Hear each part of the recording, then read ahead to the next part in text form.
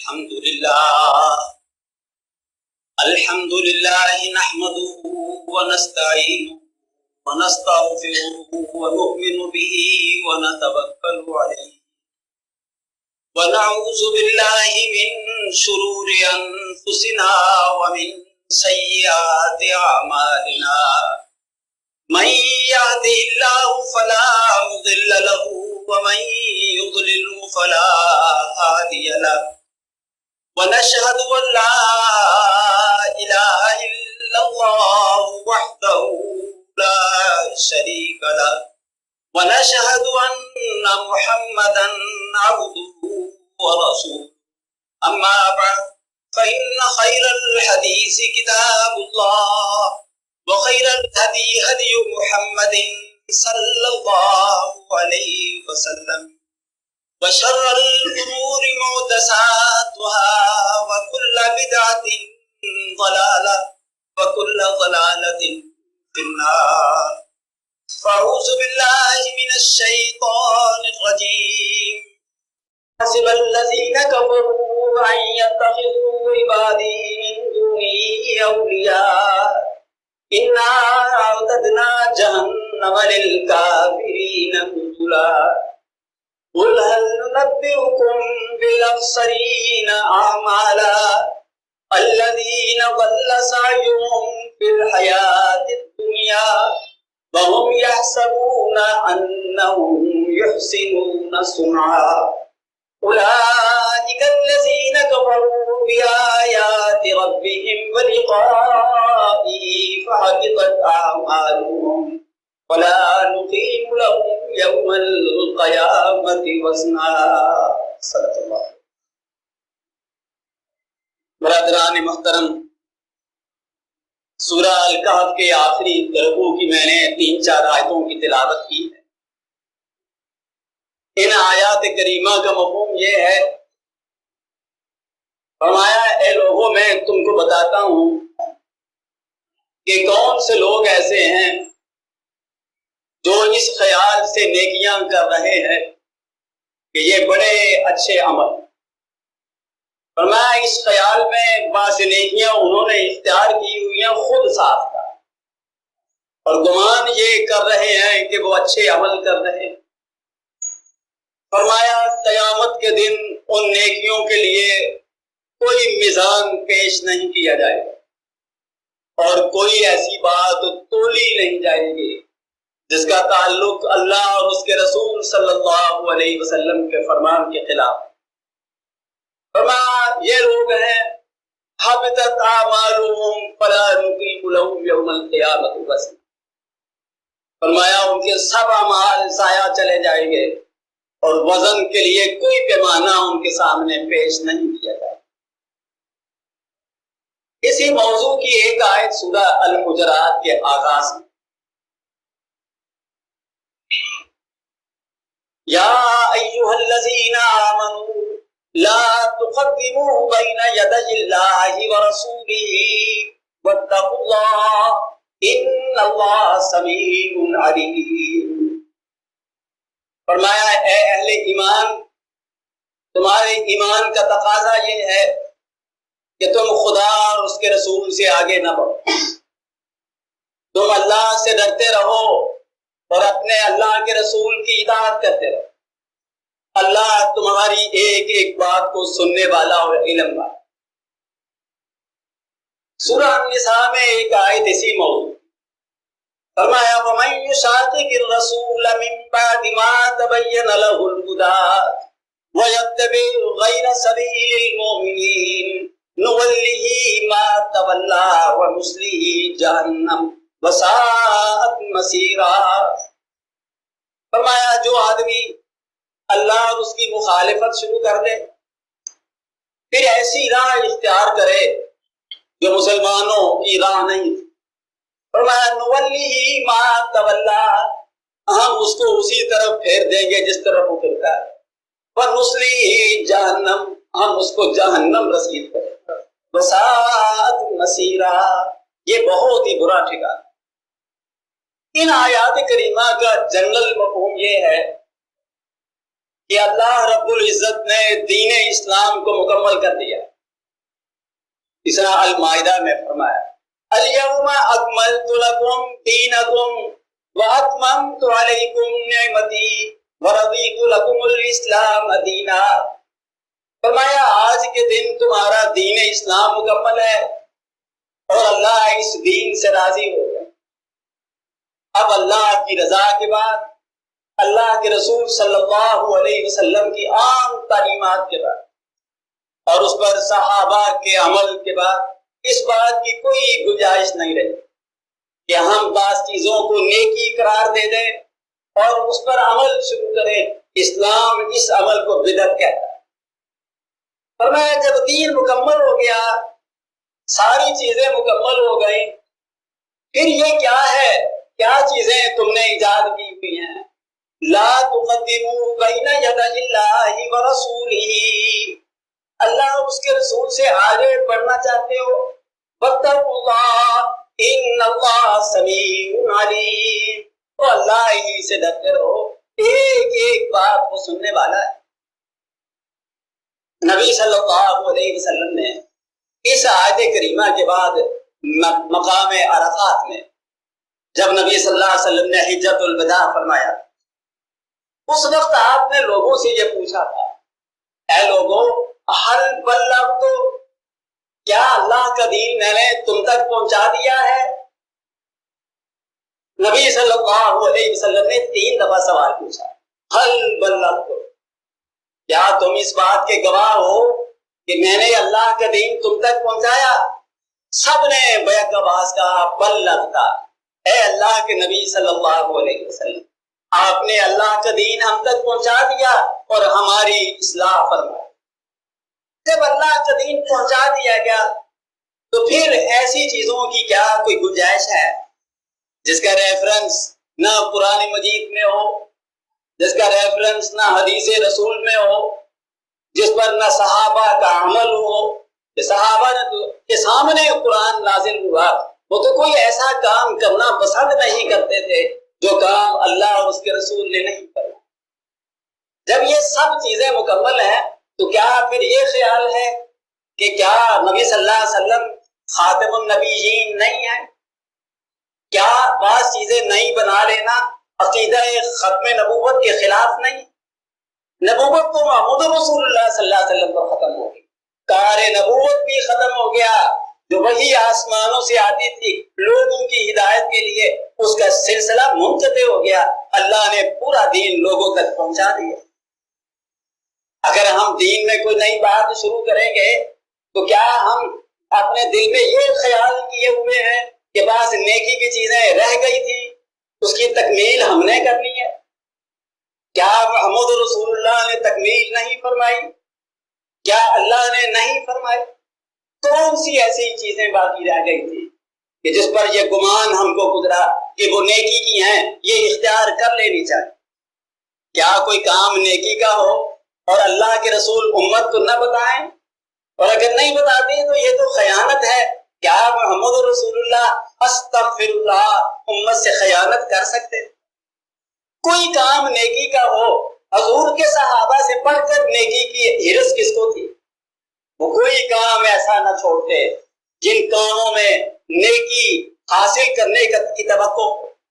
لیکن اگر صحابہ میں سے بعض نے وہ طرز عمل اختیار کرنا چاہا جو قرآن و سنت کے منافی تھا، اگر زمانہ نبوی میں ہوا تو محمد رسول اللہ صلی اللہ علیہ وسلم نے روک دی۔ سورہ حجرات کی اسی آیت کی شرح میں ابن کثیر نے لکھا ہے کہ 3 آدمی آئے تھے امہات المومنین کے پاس، انہوں نے پوچھا کہ نبی صلی اللہ علیہ وسلم کا عبادت کا پروگرام کیا؟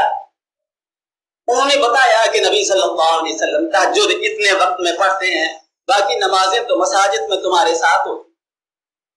انہوں نے آپس میں یہ مشورہ کیا کہ اللہ کے نبی صلی اللہ علیہ وسلم تو بخشے ہوئے، تو قرآن مجید میں ہے اِنَّا فَتَحْنَا لَكَ فَتْحًا مُبِينًا لِيَغْفِرَ لَكَ اللَّهُ مَا تَقَدَّمَ مِن ذَنبِكَ وَمَا تَأَخَّرَ وَيُتِمَّ نِعْمَتَهُ وَيَهْدِيَكَ عَلَيْكَ صِرَاطًا مُسْتَقِيمًا۔ کہ اللہ کے نبی صلی اللہ علیہ وسلم کو تو ساری بخشش ہو چکی، اس لیے اگر وہ کم عبادت بھی کرے ہمیں زیادہ کرنی چاہیے۔ ان میں سے ایک نے فیصلہ کیا کہ وہ ساری عمر روزہ رکھے گا، ایک نے فیصلہ کیا تمام رات نہیں سوئے گا، وہ اللہ کی عبادت کرتا رہے گا، تیسرے نے فیصلہ کیا کہ وہ شادی نہیں کرے گا، شادی کے جنجال میں آدمی دنیا داری میں لگ جاتا ہے اور نیکی کا حق ہی ادا نہیں ہو سکتا۔ حضرت عمر رضی اللہ تعالیٰ عنہ نے نبی صلی اللہ علیہ وسلم کو خبر کی، اس میں عبداللہ بن عمر بھی شامل۔ نبی صلی اللہ علیہ وسلم نے ان کو بلایا مسجد اور ہاتھ پھیرا ان کے جسم پر، فرمایا ہے بیٹے وَإِنَّ لَجَسَدِكَ عَلَيْكَ حَقٌّ، اور تمہارے جسم کا تمہارے اوپر حق ہے۔ اور آپ نے فرمایا میں سوتا بھی ہوں، اللہ کی عبادت بھی کرتا ہوں، نفل روزے رکھتا بھی ہوں، میں نہیں بھی رکھتا، میری ازواج مطہرات ہیں، میں ان کے حقوق ادا کرتا ہوں۔ تم نے یہ فیصلہ کیسے کر لیا کہ ہم نے ساری رات عبادت کرنی ہے، ساری عمر کا ہم نے روزہ رکھنا؟ معیار کون ہے؟ کیا محمد رسول اللہ صلی اللہ علیہ وسلم معیار حق ہے کہ ان کے علاوہ کوئی اور ہے؟ کیا یہ کام بظاہر نیکی کے نہیں ہے؟ شب بھر جاگتے رہنا، ہر روز روزے کے ساتھ ہونا بظاہر نیکی کے کام ہے۔ اللہ کے نبی صلی اللہ علیہ وسلم نے اس غلوب سے روک دیا، لا تغلو فی دینکم، اللہ کے دین میں غلوب مت کرو۔ نبی صلی اللہ علیہ وسلم نے روکا، صحابہ نے رجوع کیا، اپنا وہ عمل ترک کر دیا۔ صحابہ کے زمانہ میں اگر کوئی آدمی نئی چیز شروع کرتا، ان کو وہ حدیثیں یاد آ جاتی تو روک دیتے۔ نبی صلی اللہ علیہ خطبے میں جو ہمیشہ آپ سنتے ہیں کہ کیا سر رستہ وہ ہے جو محمد رسول اللہ صلی اللہ علیہ وسلم نے فرمایا ہے، اور فرمایا اس کے سوا جو کچھ ہے کل بدعت ضلالہ وکل ضلالۃ فی النار، ہر ایک بدعت گمراہی ہے اور اس گمراہی کا انجام جہنم کی آگ ہے۔ نبی صلی اللہ علیہ وسلم نے فرمایا تھا کہ من عمل عملا لیس علیہ امرنا فہو رد، فرمایا اگر کوئی آدمی ایسا کام کرتا ہے جس پر ہماری مہر نہیں ہے، لیس علیہ امرنا، اس پر میرا حکم نہیں ہے، فہو رد، فرمایا وہ مردود۔ نبی صلی اللہ علیہ وسلم نے فرمایا من احدث فی امرنا ھذا ما لیس منہ فہو رد، فرمایا اگر کوئی نئی بات کسی نے بنا لی، فرمایا اس پر میں نے کوئی حکم نہیں دیا، فرمایا وہ بات مردود ہے۔ امام بخاری کہتے ہیں کہ نبی صلی اللہ علیہ وسلم نے ایک دفعہ خطبہ دی، وہ خطبہ اتنا تھا مؤثر کہ لوگوں کے دل ڈر گئے اور ان کی آنکھوں سے آنسو بہنے لگے۔ نبی صلی اللہ علیہ وسلم نے صحابہ کا انداز دیکھ کر فرمایا جو کوئی تم میں سے میرے بعد زندہ رہے گا فَسَيَرَىٰ اخْتِلَافًا كَثِيرًا، وہ میرے بعد امت میں بہت اختلافات کو دیکھے۔ فرمایا اس زمانے میں کیا کرنا، علیکم بسنتی، تم پر لازم ہے میری سنت کا پکڑنا، سنت الخلفاء الراشدین المہدیین، میرے ہدایت یافتہ خلفاء کی سنت کو پکڑنا، عَضُّوا عَلَيْهَا بِالنَّوَاجِذِ وَإِيَّاكُمْ وَالْمُحْدَثَاتِ فَإِنَّ كُلَّ بِدْعَةٍ ضَلَالَةٍ وَكُلَّ ضَلَالَةٍ فِي النَّارِ۔ فرمایا میری سنت کو تم داڑھوں کے ساتھ پکڑ لینا اور ہر بدعت سے بچنا، اس لیے کہ ہر ایک بدعت گمراہی ہے اور اس گناہ اس کا انجام جو ہے وہ جہنم کی آگ۔ نبی صلی اللہ علیہ وسلم کے زمانہ کے فوراً بعد بعض لوگ اپنے طور پر لا علمی میں ایسے کام کر جاتے جن کو وہ سمجھتے نیکی۔ حضرت علی رضی اللہ تعالیٰ عنہ نماز عید پڑھانے لگے، ایک صاحب نے نفل لی تھی، حضرت علی رضی اللہ تعالیٰ عنہ نے فرمایا کہ بہت عیدیں اللہ کے نبی صلی اللہ علیہ وسلم کے ساتھ پڑھی ہیں، آپ نے کبھی نوافل نماز عید سے پہلے نہیں پڑھا اور نہ آپ کے صحابہ نے یہ کام کبھی کیا، یہ گناہ ہے۔ اس آدمی نے کہا کیا گناہ ہے؟ مجھے یقین ہے کہ اللہ اس پر عذاب نہیں دے گا.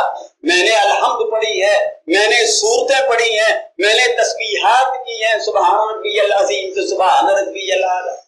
کیا اللہ اس پر گرفت فرمائے گا؟ حضرت علی رضی اللہ تعالیٰ عنہ نے فرمایا جو کام اللہ کے رسول سے نہیں ثابت اسی پر اللہ نے گرفت فرمانی ہے. اللہ نے فرمایا ہے ما آتاکم الرسول فخذوہ وما نہاکم عنہ فانتہوا. جو کچھ تم کو اللہ کا رسول دیتا ہے اسی کو لے لو. وما نہاکم عنہ فانتہوا. جس چیز سے اللہ کا رسول روکتا ہے اسے رک جاؤ.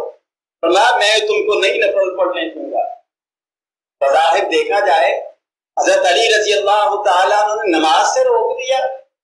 کیا انہوں نے نوافل میں کوئی اور چیزیں پڑھ لی؟ کیونکہ سنت نبوی سے یہ بات ثابت نہیں ہے, اس لیے اس کی کوئی حیثیت اسلام میں نہیں. نبی صلی اللہ علیہ وسلم کے زمانہ میں خطبہ عیدین کے خطبے بعد میں ہوتے, پہلے نماز ہوتی. حضور اکرم صلی اللہ علیہ وسلم نے مسجد غمامہ میں عید کی نمازیں پڑھی. آپ تشریف لے جاتے تھے, سب آرائی ہوتی, 2 رکعت نماز کی ادا کی. اس کے بعد نبی صلی اللہ علیہ وسلم خطبہ ارشاد فرمایا اور پھر دعا ہو. یہ جو بعد میں خلفائے راشدین کے بعد جو لوگ آئے جن میں مروان بن حکم بھی تھا, یہ لوگ جب عید کے موقع پر آتے تو نماز پڑھائی لوگ خطبہ سنے بغیر چلے جاتے. لوگ عادی تھے حضور کے خطبہ سننے کا, لوگ عادی تھے خلفائے اربعہ کا, صدیق اکبر کا, فاروق اعظم کا, عثمان غنی کا, علی مرتضیٰ کا. انہوں نے ان کے خطبے سنے ہوئے تھے اور اس نے کیا خطبہ دینا تھا. لوگ منتشر ہو جاتے اور خطبے میں کوئی بیٹھتا نہیں. مروان بن حکم نے یہ طریقہ شروع کیا کہ پہلے خطبہ شروع کر دیا, نماز بعد میں ہو, تاکہ سب لوگ بیٹھ. اب نماز پڑھنے کے لیے لوگ عید کی آئے ہوئے اور بغیر نماز پڑھے چلے جائیں تو پھر تو کچھ نہیں ہے. اس نے خطبہ دینا شروع کیا. ابو سعید خدری رضی اللہ تعالیٰ عنہ بیٹھے تھے. انہوں نے فرمایا ہے مروان اور محمد رسول اللہ صلی اللہ علیہ وسلم نے نماز پہلے پڑھائی تھی, یہ تم نے کیا خطبہ شروع کیا؟ یہ نہیں ہم نے ہونے دینا. بادشاہ وقت کیوں نہ ہو سنت کے خلاف بات نہیں کرنے دیتے تھے. کون ہو تم؟ کون منسوخ کرنے والا ہے محمد رسول اللہ صلی اللہ علیہ وسلم کی سنت؟ نبی صلی اللہ علیہ وسلم عید کے موقع پر یہ ممبر لے کر نہیں جاتے تھے. وہ مروان نے ممبر بھی منگوا لیا. مجھے صحابہ یا تابعین تھے, انہوں نے بیٹھنے نہیں دیا. اس نے کہا کیسے ممبر پر تم بیٹھو گے؟ اللہ کے نبی صلی اللہ علیہ وسلم نے تو ممبر نہیں منگوایا. حضور سے زیادہ مستحق اعزاز کا کون تھا؟ اگر یہ عزت افزائی کا باعث ہے تو محمد رسول اللہ صلی اللہ علیہ وسلم بیٹھ. آپ نے ممبر نہیں منگوایا تھا, ہم نے یہ کام نہیں کرا. حضرت عمر رضی اللہ تعالیٰ عنہ سفر حج سے واپس آئے. اس زمانے میں ٹرانسپورٹ تو تھی نہیں, قافلہ در قافلہ لوگ چلتے, اونٹوں میں گھوڑوں میں اکٹھے تھے. حضرت عمر ذرا ہی باہر نکلے مکہ معظمہ سے, لوگوں نے سواریاں تیز دوڑا دی اور حدیبیہ کے مقام پر آ گئے اور دوڑے ایک درخت کے نیچے دعائیں مانگنے کے لیے. حضرت عمر رضی اللہ تعالیٰ عنہ کھڑے تھے اور پوچھا کدھر جا رہے ہو؟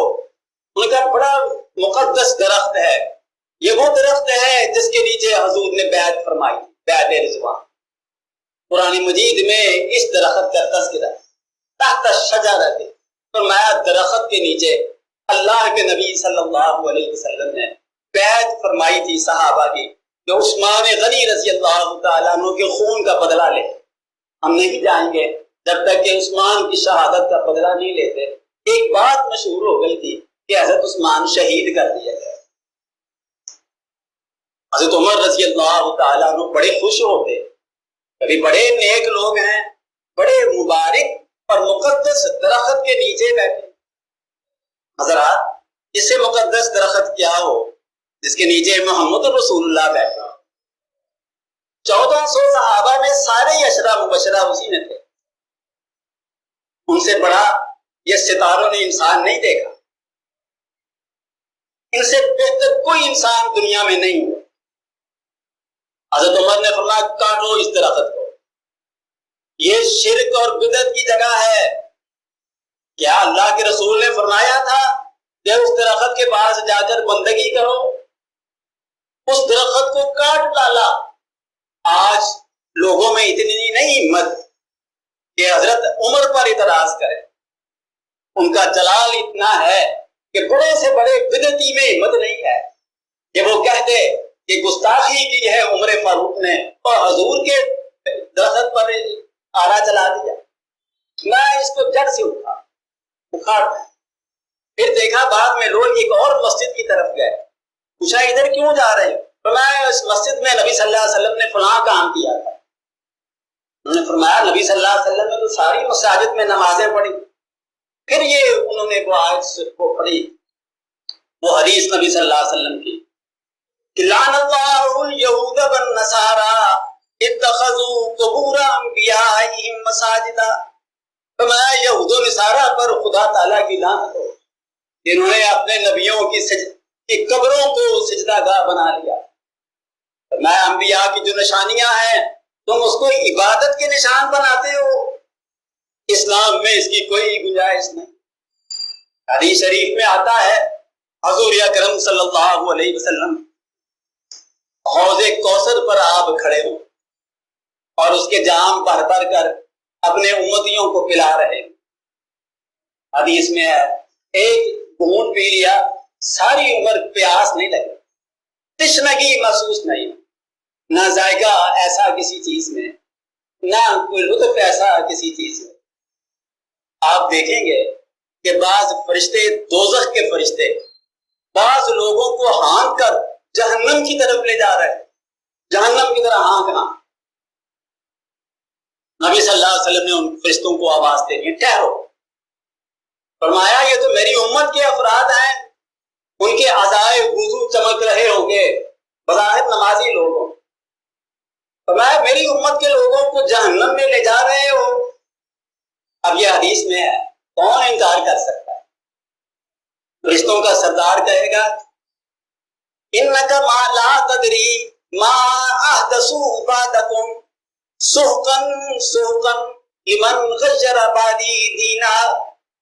فرمایا کہ وہ سردار کہے گا اے اللہ کے نبی صلی اللہ علیہ وسلم آپ کے علم میں نہیں، آپ کے بعد انہوں نے کتنی بدعتیں ایجاد کی. ما احدثوا بعدک، کتنی دین میں نئی باتیں انہوں نے جاری کر. نبی صلی اللہ علیہ وسلم فرمایا کہ اوندے منہ کر کے جہنم کی طرف گھسیٹو. سوقن سوقن لمن غیر بعدی دینا، جنہوں نے اس کے بعد میرے دین کو تبدیل کر لیا.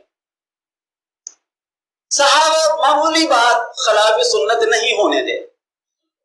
عبداللہ ابن مسعود رضی اللہ تعالیٰ عنہ کوفے میں تھے،